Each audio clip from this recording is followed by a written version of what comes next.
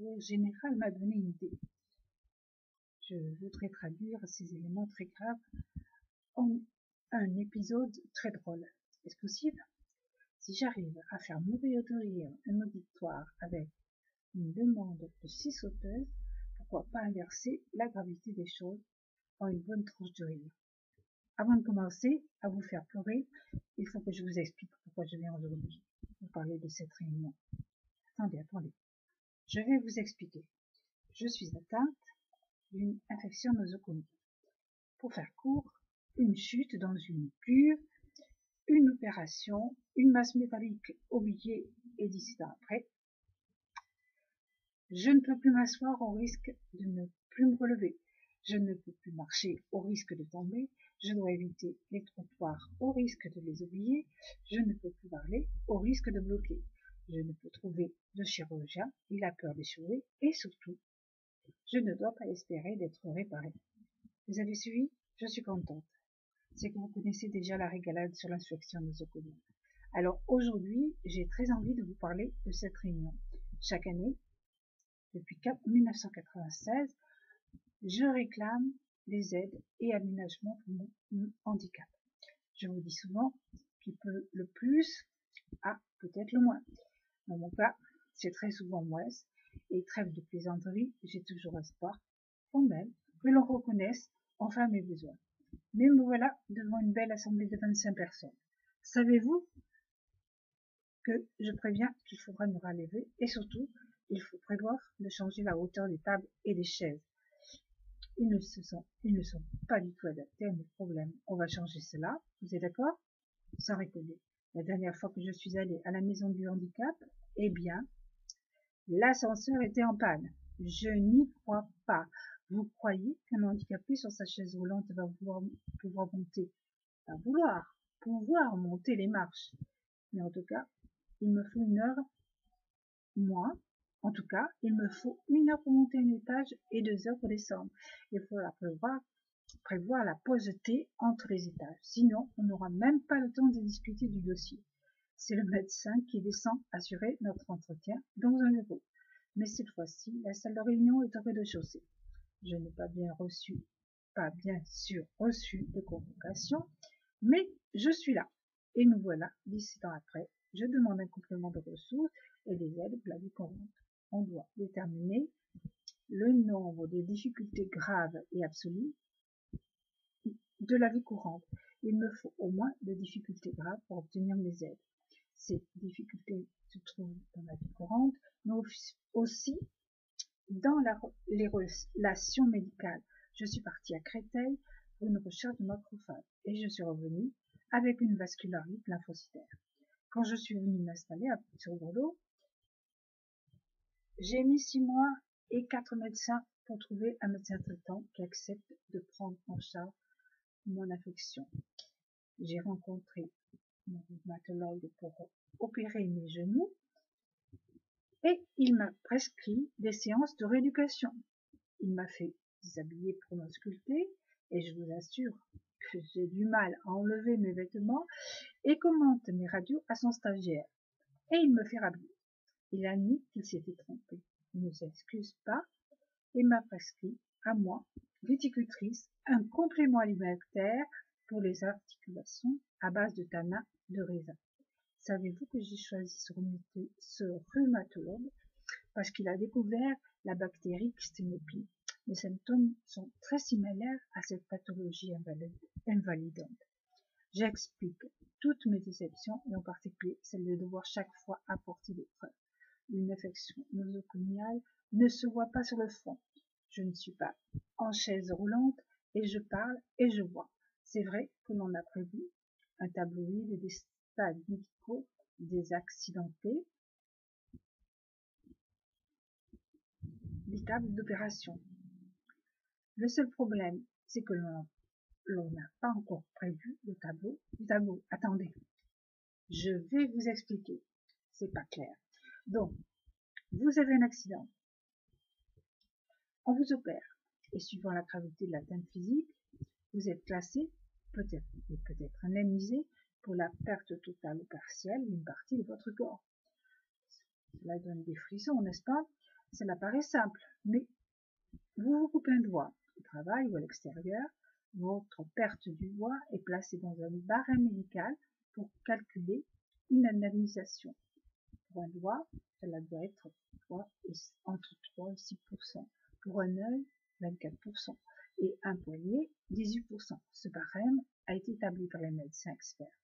Il est difficile, voire impossible, de faire recalculer ce pourcentage quand il y a aggravation. Alors, quand c'est un accident, vous faites opérer. On oublie une masse métallique et 3 ans plus tard, des symptômes très difficiles à analyser et que seule la morphine et la cortisone arrivent à réguler apparaissent. Alors là, vous êtes complètement bon pour le borderline, le bipolaire, la schizophrénie. C'est véridique ce que je vous dis. Il y a trop peu de cas, heureusement d'ailleurs, pour que l'on pense à évaluer ces symptômes dans un barème. Il n'en existe pas. On estime le pression de loris, mais pas les infections nosocomiales. Et pourtant, la perte de la mobilité atteint le corps entier.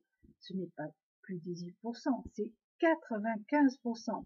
On a modifié la loi Badinter, mais malgré des cas aggravés de vedettes et du grand écran, on n'arrive même pas à mettre en place un régime d'indemnisation des accidentés des interventions chirurgicales. Et pourtant, le nombre de accidentés des interventions chirurgicales AIC augmente. Déjà, la clinique du sport de notre région compte plusieurs cas cet été 2013. Et voilà, je vais encore pleurer. Avertir les autorités médicales et administratives n'a servi à rien. Depuis plus de 10 ans, je demande cette reconnaissance. Même mon médecin traitant ne veut pas en parler. Il est encore en état de choc des résultats de Créteil.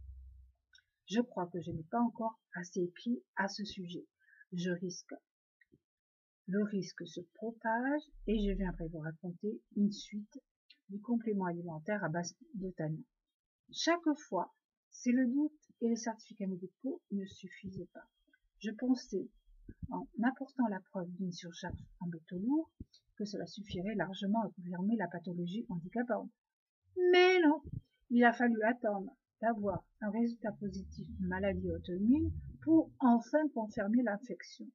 J'ai demandé la prise en charge du matériel de coupe, une scie sauteuse et perceuse pour continuer les travaux. Et là, c'est le grand éclat de rire de l'Assemblée. Nous n'avons pas prévu ce genre de matériel, arrive à expliquer le groupe de gauche. L'Assemblée est un véritable fou rire. Ça ne me déplaît pas, au contraire, je continue. Mais vous savez que l'on conseille de réaliser soi-même les petits travaux pour améliorer et faciliter les gestes de la vie quotidienne. Vous savez, l'achat d'une scie sauteuse est d'au moins 150 €. Et cette somme est conséquente pour nos ressources. Je me souviens que l'ergothérapeute a regardé minutieusement les travaux d'aménagement réalisés dans toutes les pièces. Elle a bien vu que le lit n'est pas terminé et qu'il restait des coups de bois à réaliser. Il me manque ce matériel. Vous savez, j'ai moi-même créé ma propre exploitation viticole et je me retrouve dans 38 mètres carrés. Mais vous savez que ce n'est pas nous qui allons vous aider pour les heures d'aide. Le conseil régional est clair. Il n'y a pas que cet organisme qui est présent.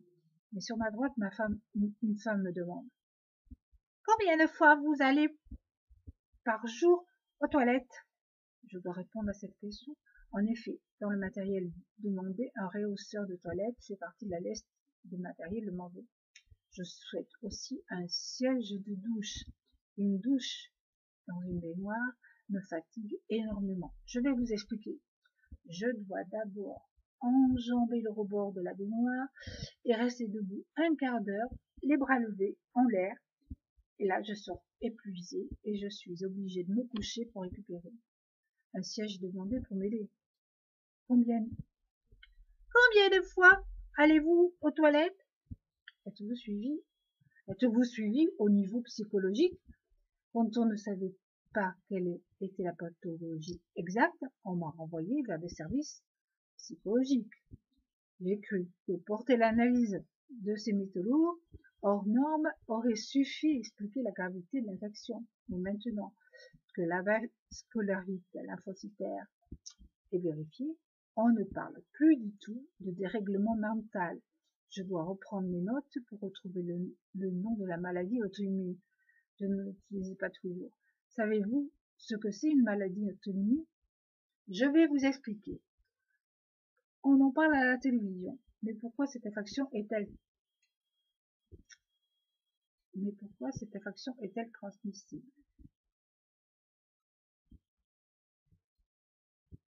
Non, elle n'est pas transmissible. C'est la réaction du corps contre une attaque importante de corps étranger. Les protéines du corps essaient en permanence d'éliminer les agressions, mais quand elles sont trop importantes, l'auto-immunité s'installe pour protéger les organes attaqués. Alors, sur les vaisseaux, des microcapsules vont s'installer pour protéger les vaisseaux de petits et grands calibres. Elles se soignent à la grande condition si que les agents destructeurs et l'infection qui s'est installée soient avant tout éliminés. Pour mon cas, c'est du cadmium et du nickel trouvé dans les appareillages médicaux, de la manganèse, maladie du high, du mercure et de l'aluminium. Combien de fois allez-vous aux toilettes? Lapsus. Mais vous avez au moins relevé 3 difficultés absolues, graves pour répondre à ces difficultés. Pour me laver, me nourrir et me lever. Je n'ai pas exprimé toutes les informations que je voulais communiquer. Mais il y a le mémo et avec le complément, ils verront sur quoi je m'appuie pour demander de l'aide. La réunion est déjà terminée. Quand je suis entrée, j'ai averti que si je m'asseyais, il serait difficile de me relever. J'essaie de me lever, et bien entendu, mes jambes ne répondent pas. Je les fais bouger pour les réactiver. Personne bouge de la maison du handicap. Une jeune femme en tailleur blanc, à paillettes, me prend le bras. Je la regarde. Sa taille me fait sourire. Je n'ai pas l'air comme ça, mais on va y arriver. Je m'appuie de toutes mes forces sur la table pour me relever, sans grand succès. Il va me falloir du temps et plus d'aide. Je m'appuie. Tout à coup, de derrière moi, 2 bras se glissent sous les miens. Et en 2 secondes, je suis debout. Waouh! C'est la cerise sur le gâteau. Je n'en reviens pas. Je suis stupéfaite. Un homme est venu me relever. Je bouge mes jambes et je vais pouvoir repartir pas à pas. Je le remercie de son intervention. Au moins une personne qui a compris qui a eu le geste précis pour relever un handicapé. Mais j'apprécie ce geste peu commun. C'est la première fois que l'on a ce mouvement très efficace pour me relever. Au moins une personne a compris mes besoins. Merci. Je me pose seulement la question maintenant. Cela voulait-il dire que dans toute cette assemblée de 25 personnes, il n'y avait que 2 personnes spécialistes des besoins handicap? La jolie jeune femme en tailleur blanc à paillettes me ramène à l'entrée et se soucie de mon retour. La réunion terminée. Avez-vous ri ou avez-vous pleuré? Ouf, je vais pouvoir m'asseoir un peu. Je vous aime, Jeanne Bédoche.